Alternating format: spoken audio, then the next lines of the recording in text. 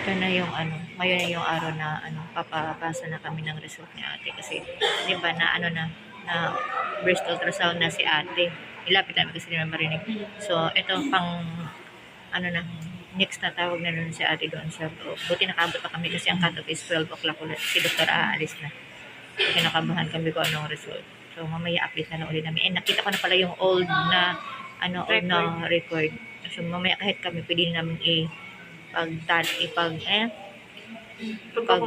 compare kung lumakibaw hindi kasi may diameter may kita naman kasi dumisulat din naman so may depende pa rin kung anong resulta ni doktor so far ito pa lang kami dapat ang hali na sa kabila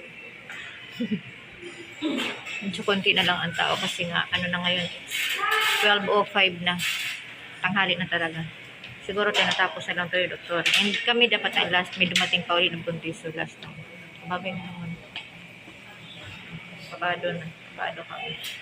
Malamang hindi kami makaka-uwi dito ng probinsya, hindi kami makakabakasyon. So, mamaya na lang uli kasi malapit na yon matapos. And mamaya pipicture ko na di ko anong updated kung ano din ang magiging kwento ng doktor. So, sa katulad kay ate na may ganong kalagayan na may ano sa breast, ano nito? May breast cyst. Ano na namin ko anong mga decision. So, babay muna. Tapos na ngayon check up at yung napabasa na nga kay doktora no and yung advice ni doktora is so dahil B9 naman mamaya na ulit dun sa bahay ko i-explain na may kasi ang hirap dito dahil maraming mga pasyente pabalik-balik kasi sa ngayon uwi na muna kami and wait lang mamaya ulit kasi papakita ko din sa inyo pati yung sa picture yeah. Ang hirap ang hirap mag-desisyon kasi gusto ni doktora, kung ang desisyon ni doktora, di ba, after 6 months ulit, follow up nga. Kasi hindi na nakalagay doon sa baba na, sa breast ultrasound. Ako naman, tinanong namin siya kung pwede bang ipatanggal na lang namin. So, pwede lang mamaya ulit. And, yun pala, naputol yung salita ko doon sa elevator, no? Di ba sabi ng doktora, after 6 months, babalik ulit kami for, another breast ultrasound. Tapos ngayon tinanong ko si doktora kung pwede bang, halimbawa in case gusto namin ipatanggal na yung bukol. Ang ano naman yung doktora, wala naman daw delikado doon kasi benign nga. And sabi niya, pero kung gusto din daw talaga namin, pwede naman daw, i-refer niya kami sa surgeon. Kasi sabihin si doktor hindi siya yung ang mag-oopera. And ang sabi, tinanong ko kung kunyari dito, di ba, sila, private to. Sabi ko kung magkano aabutin para makapag-ready kami. Sabi uli ni doktora, hindi niya alam kung magkano aabutin kasi wala siyang idea pagdating sa ganyan. Doon na mismo sa surgeon, doon mag-uusap kung magkano, kung, sa surgeon ba, te? Kung magkano aabutin sa ganyan. And, tanong namin kung pwede bang ilakad sa malasakit, yung mga ganyan. Ang sagot naman niya, di din siya sure, pero baka pwede. So, parang hindi talaga malinaw, no? Ang na talaga is kailangan may pera talaga na naka-ready. Kasi, ang alam ko kasi pag dito sa private, pag nanganak kasi 75,000 talaga ang nila. Na yun. Pero mag-ready ka ng ganon. Pero may, pa yan, maliles pa yan sa net. PhilHealth, parang ganyan. Hindi, PhilHealth. Pero yun yung pinaparedy kasi yung kaibigan ko dito din nanganak and yung pinaparedy na halaga is 75,000 pero hindi talaga nabayaran ng buo ng gano'n kasi may nalilis pa nga doon pero at least mag-ready ng gano'ng halaga nang hindi naman mga ngapa-ngapa syempre diba lahat naman pag may papagawa tayo lahat kailangan talaga ng gano'n and siguro kung wala namang mga komplikasyon mas lesser pa doon yung mababayaran so yun nga, much better talaga, may ganun kang halagang maipon. Kahit hindi man ganun kalaki ang halaga na mababayaran mo, pero thank you Lord, di ba, kung hindi ganun kalaki ang mababayaran mo, pero mas maganda pa rin yung may pera kang hawak. Kaya nga sabi ko kay doktora, sige dok, pag balik ulit kami 6 months, papacheck ulit ng ganun, and then kung anong decision, tama-tama din makaipon-ipon kami ng pera, gusto ko talaga patanggalin lang kay ate. Kasi ang sabi pala ni doktora is, hindi naman siya, ikaw ang magsabi kay doktora, ikaw mag-explain. Ikaw mag-explain sa sinabi ng doktora. Hindi naman daw siya, sabi ko nga, namiit daw siya. So parang good thing yun. Tapos sabi, hindi naman siya ganun ka-serious. Kasi B9 pa rin naman siya. Yun yung same pero nakalagay, diba? B9 pa din. Sabi niya, mag-wait lang kami ng for 6 months. Pero sabi niya, kung gusto namin ipatanggal, yun nga, iba yung kakausapin namin. Pero para sa akin, wait na naman. Kasi sabi niya, ang delikado naman daw na edad para sa ganun, mga 30 plus daw. E, bata pa naman daw ako, sa ganitong edad daw. Wala pang nagkaka-cancer na ganun. Kasi 23 pa lang naman ako. May 7 years pa.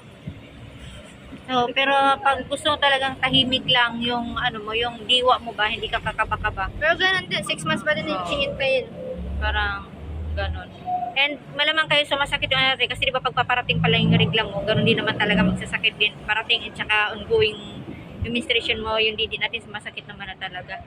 And yun lang siguro, no. Mamaya i-compare ko na lang kasi nahanap namin yung old na ano result. Noong 2022 pa pala namin nagpagawa yun. Tama-tama, 19 years old lang siya nung time na yon. And yun, nadala namin kay doktora, pinakita namin. And yun, nakita ni doktora, okay naman niya. Parang sabi ni doktora, parang wala naman laki, mas parang lumiit nga yata. Di ko alam kung saan didi, kung sa left or sa right. Kasi sa two breast niya, meron nga, di ba? And so far, okay pa naman yung result. Basta hintay lang ulit kami ng 6 months. And take note, walang matitake na gamot. Dahil sabi ni doktora, wala pala talagang gamot sa ganyan. Hindi ko lang ni-sure kung itutuloy pa rin namin ang pag-inom kay ate ng Paragis. Kasi wala namang herbal naman yon. Try pa rin para siguro pag dating ng 6 months, kung mas lumiit, syempre sabihin, epektibo yung Paragis. Pero ngayon, yung journey na pagpapainom ko kay ate ng Paragis is namin. Dapat pala, nagtanong tayo kay doktora kung in case may herbal. Hindi pa yun. Sa Alam mo ngayon, naman yan sila. nothing to worry daw. Pero ako nag-worry pa rin, syempre nanay. And ang pamilya talaga namin, may cyst kami. Ako, ovarian cyst. Yung ate ako is dito, sa lalamunan. Tapos yung tatay ko sa likod. Yung mga pamangkin ko sa may braso. Basta, pamilya namin may gano'n. Yung sa kanya nagkataon sa didi. dibdib. Eh, di ba sa didi? Wala yung naman mga- laman sa dibdib. mga breast cancer na tinatawag nakakatakot. So, ayun, yun na lang muna and yung picture na lang. So, sa ngayon, pag okay na to, pag nahanap ka namin yung mag-iinom kami ng mag-herbal mo sa atin. Tama-tama din malalaman natin pagdating ng 6 months kung yung iniinom ba ng herbal is Is effective or... Oo. Kasi another, ano ba yung mammogram ulit naman? O hindi hindi na? siya breast ultrasound. Wala pa namang nirequest na mammogram. Breast sonogram. Yun yung Sonogram pala. So, sa ngayon, yun na lang muna and salamat sa panonood. Ito yung journey ni ate, no. So, nakatatlong balik-balik na kami sa hospital na to. Kasi nga, di ba, una check up, then pangalawa, yung breast ultrasound, and then pangatlo, ito yung pagbabasa na. So, see you ulit sa next 6 months. 6 months. Pero, i-update Inom na. kami ng ano. Na-try na ni ate pag-inom ng Paragis. Kasi wala daw talagang gamot na iti-take ko, sabi ni doktora. As per the doktora said walang gamot pala talaga na iniinom para lumiit yung bukol.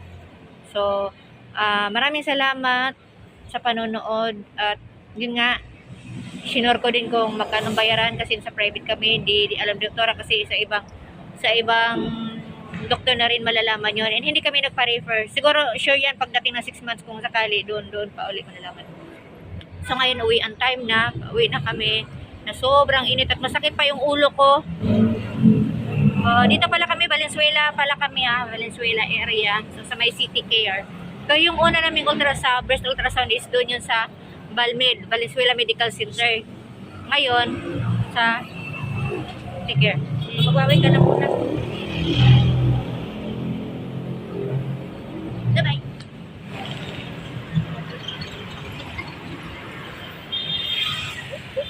Nakita siya ng nurse. Guwapo daw. Hayaan na natin to. Nasa tamang edad naman na to. Pero di pa rin siya talaga magpupokus sa pag-boyfriend. Paano na lang pag na-in-love? Delikado na. Yung hospital pala dito is accessible. Hindi mo, lang siya, nasa tabi lang siya ng highway. Hindi katulad nung na papasok kapag hindi. Tao tayo papasok. Pero yung along the way na siya. Yun yung ang loading and unloading zone. Yan. So doon tayo sasakay dahil tayo mga taga Valenzuela ay may Disiplina. Kaya huwag kayo Pero sakay kami ng may sakay. iwan na ng jeep. Kaya huwag kayo sakay na para bang ating pagmamayari ang lahat ng daan. Yan, lumayas At dito din sa Valenzuela kung saan lang pwede pumara, doon lang papara ang nagsasakay doon ka din bababa. Galon dito. Hindi yung para bang pagmamayari natin buong daan na kung saan lang mo gustuhin. Dito hindi. Bababa ka ng driver sa kung saan pwede lang. Yun lang.